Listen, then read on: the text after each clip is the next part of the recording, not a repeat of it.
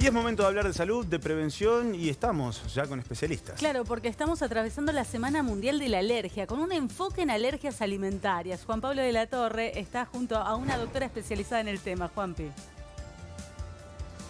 Así es, Gaby, estamos con Karina López, porque como vos bien decías, es la semana de las alergias alimentarias. Karina, ¿cómo estás? Buen día. Hola, ¿qué tal? Buenos días, chicos, a todos y a la audiencia también. Estamos, en la Semana Argentina de la Alergia Alimentaria y bueno, tratando de hacer difusión de una patología que cada vez es más frecuente y que sobre todo la vemos en niños. Bueno, ¿cuáles son los síntomas? Los síntomas son variados, digamos. Básicamente puede ir desde ronchitas en la piel o, por ejemplo, deposiciones en los bebés. Como dije, es una patología inminentemente de la edad pediátrica en menores de 1 año. Sí, por supuesto que tenemos adultos con alergias alimentarias y niños más grandes, pero se va a manifestar dentro del primer año de vida. Y digamos, uno de los motivos un poco digamos, hacer foco en esta semana este año fundamentalmente es en el diagnóstico. El diagnóstico está basado fundamentalmente en una muy buena historia clínica. La historia clínica que de ahí nos va a hacer decidir si tenemos que hacerle algún estudio o no a ese paciente, pero fundamentalmente para que, digamos, cuando uno tiene una alergia alimentaria, el tratamiento es la evitación del alimento. ¿Hay alguna forma de prevenirla? Sí, digamos, no sabemos muy bien cómo son las formas. Hay varias hipótesis que se dan, por ejemplo, promover el parto de forma natural y evitar la cesárea, fomentar la lactancia materna, no retrasar la introducción de alimentos alergénicos en los niños a partir de los 6 meses. Pero bueno, vuelvo a repetir, como el tratamiento fundamental es evitar, tenemos que estar seguros que ese paciente obviamente tenga una alergia alimentaria y no hacer dietas restrictivas por hacer, innecesarias. Karina, te hago una consulta. Sí. Recién mencionaste que la cesárea podría generar alergias alimentarias en los menores. ¿Cómo sería? La cesárea no es el microbioma habitual que necesita un niño. Un niño tiene que nacer por parto natural porque justamente ese ambiente microbiológico que tiene es favorecedor de las tolerancias, pero no solamente de las alergias, de un montón de otras patologías crónicas como diabetes, como enfermedad celíaca. Entonces nosotros tenemos que tratar de fomentar el parto eutóxico, por supuesto siempre y cuando el obstetra esté controlando que esté todo adecuado para que así sea.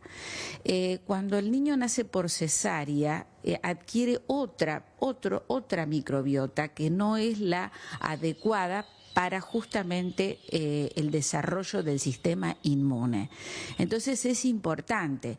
Nosotros tenemos altísimas, en los últimos años, tenemos altísimas prevalencia de niños nacidos por cesáreas, aún con elecciones, digamos, no porque realmente la merezcan.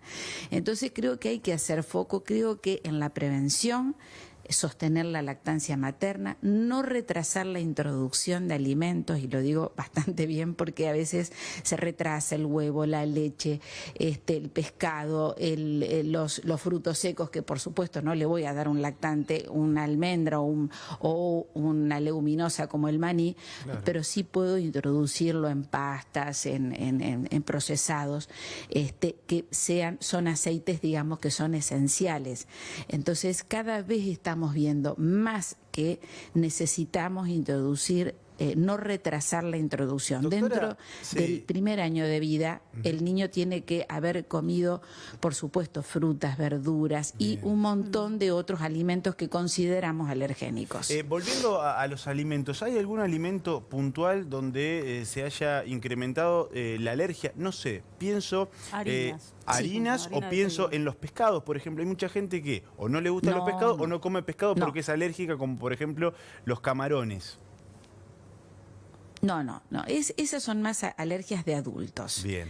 O sea, nosotros tenemos 9 grandes alergenos. Los primeros que voy a nombrar, que es leche y huevo, pero son a la cabeza, lo más frecuente en el primer año de vida. Después sí se ha asociado que también tenemos más alergias al maní, y después están los frutos secos, bueno, almendras, todos ya sabemos cuáles son los frutos secos, el maní es una leguminosa, no es un fruto seco, y después sí pescados, mariscos, trigo y soja. Bien. La alergia al trigo no es lo mismo que la enfermedad celíaca, son dos cosas totalmente diferentes.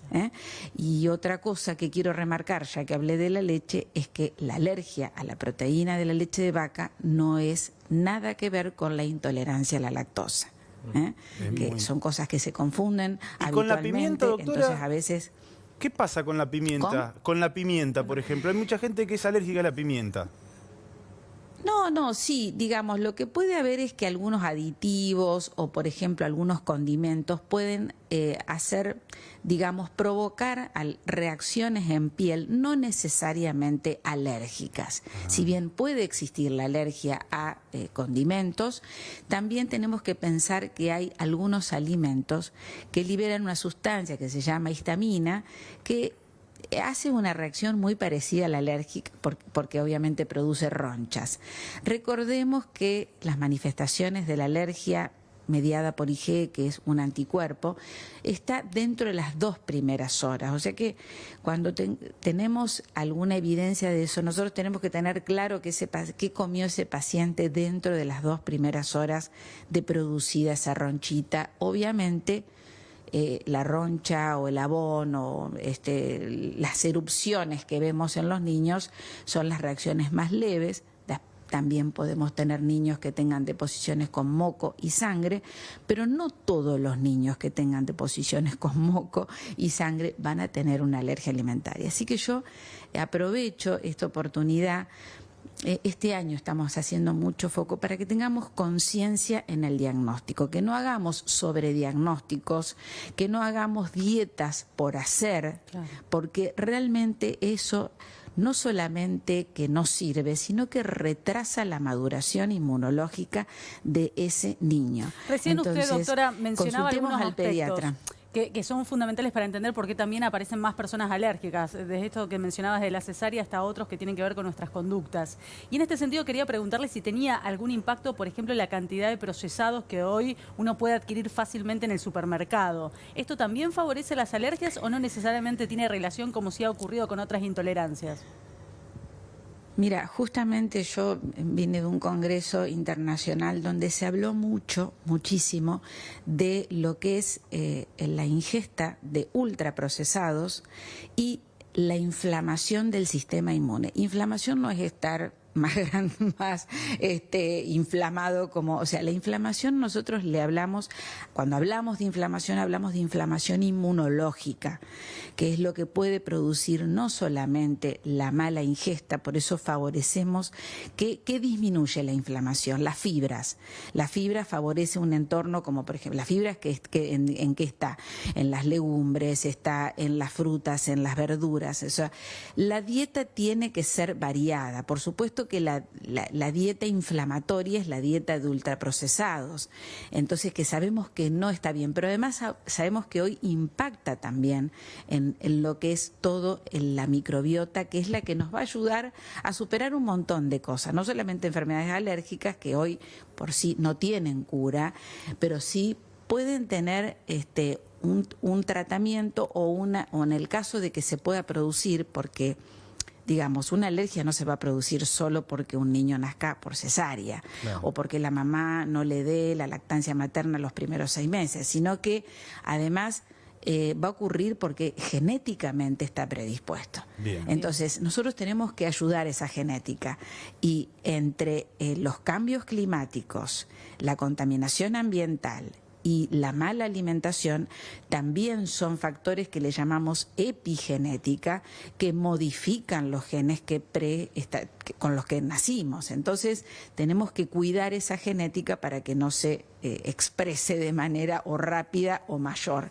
Por eso creo que las enfermedades alérgicas sí están aumentando en los últimos 20 años. La alergia alimentaria no es la excepción. y no es, o sea, asma, rinitis. La semana que viene vamos a estar transitando la alergia, la Semana Mundial de la Alergia. Entonces, realmente decimos que cada vez tenemos más pacientes alérgicos, pero porque justamente todo lo que rodea a esa genética que porta un paciente es lo que probablemente pueda ser el desencadenante del desarrollo. Gracias, nos llevamos todos estos tips, sin dudas Sí, es muy sin importante dudas. respecto a cómo nos comportamos y también qué debemos hacer en caso de tener alguna molestia. En principio, nada de estas dietas restrictivas, consultar al médico, lo que decimos siempre, es fundamental. Gracias, Doc. Karina. Sí, bueno, muchas gracias, chicos. Gracias por la difusión y saludo a la audiencia. Gracias, Karina. Bien, Juan. Bueno, muchos tips nos dejó Karina para pensar, ¿eh? Seguro, y para tomar conciencia. Abrazo grande.